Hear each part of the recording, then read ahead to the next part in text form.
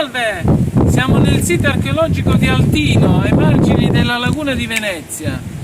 Questo sito archeologico è soprattutto del periodo romano, ma diciamo un insediamento esisteva già nel VI secolo a.C.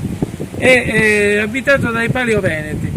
Per quanto riguarda la romanizzazione, quindi questa città, quando il suo ampliamento durante l'epoca romana, soprattutto si deve nel II secolo a.C.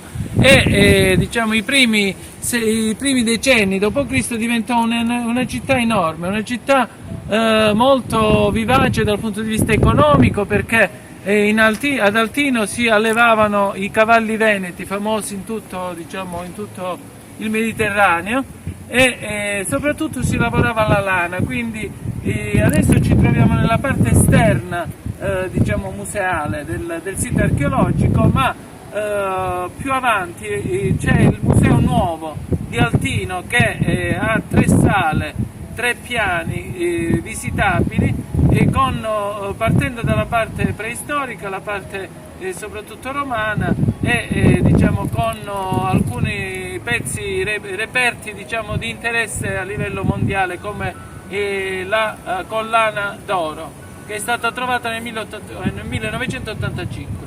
Per quanto riguarda la città, Altino diciamo con le invasioni barbariche fu pian piano abbandonata, e soprattutto nel V-VI secolo fu sommersa dal fango, dalle paludi, e fu completamente dimenticata, perché intanto stava nascendo, fioriva nella laguna, nelle isole della laguna, Venezia.